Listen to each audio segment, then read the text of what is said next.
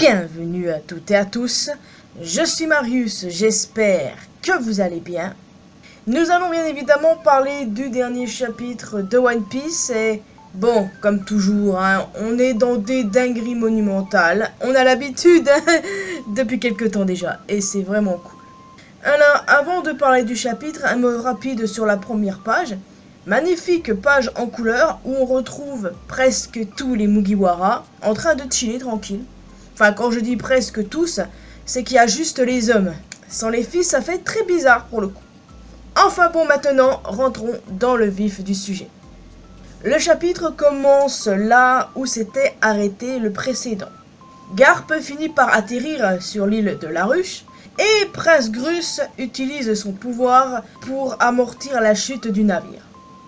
Ils finissent par retrouver Koby, mais Ibari est gelé par Kuzan.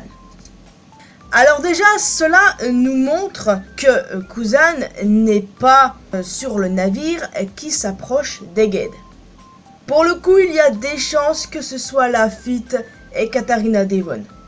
Et en plus, il est confirmé que Kuzan est bel et bien le 10e commandant de l'équipage de Barbe Noire.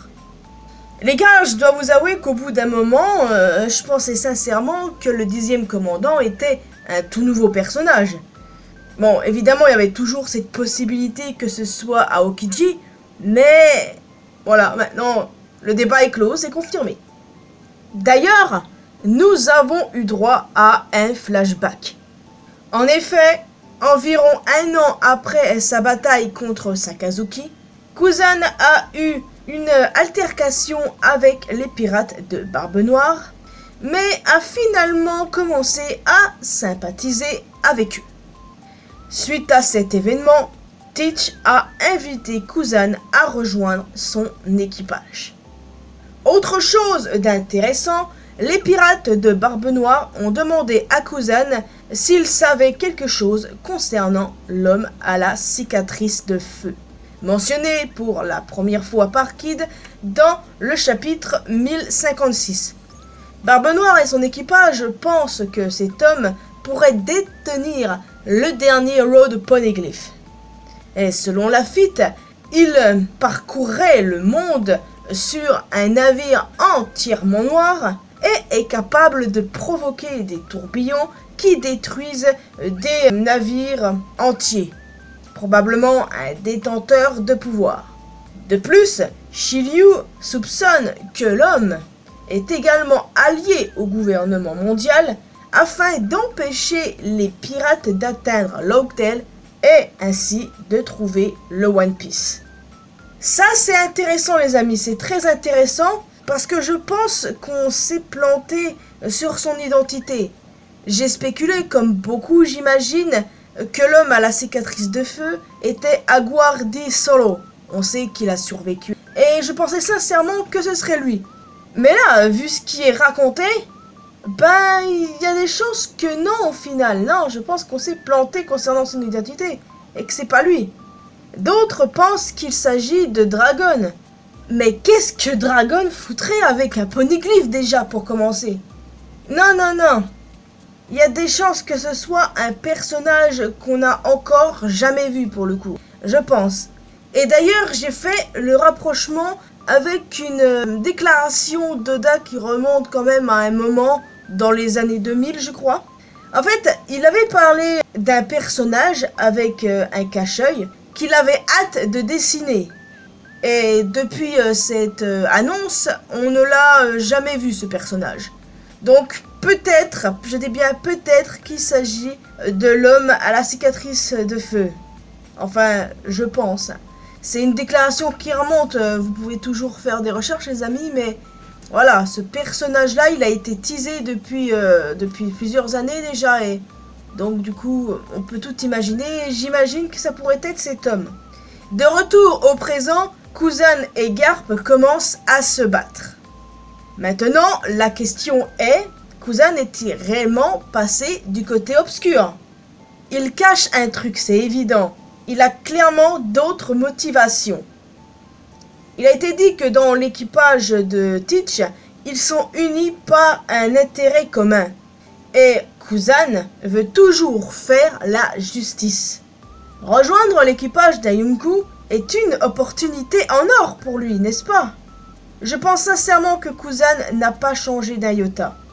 Mais plus j'y pense, plus je suis convaincu que c'est lui qui mourra et pas Garp. Je peux me tromper, bien sûr.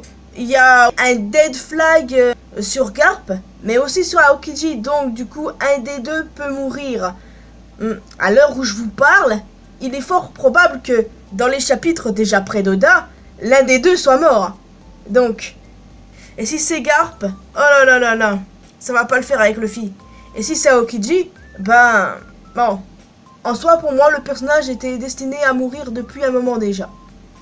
Mais c'est évident qu'il n'a pas changé, je me rappelle entre autres de Pon Khazard quand il sauve Smoker. Il dit qu'il n'a pas changé, qu'il est toujours le même. Pour moi c'est évident, donc on verra bien jusqu'où ça va aller, si l'un des deux personnages va mourir dans les chapitres à venir.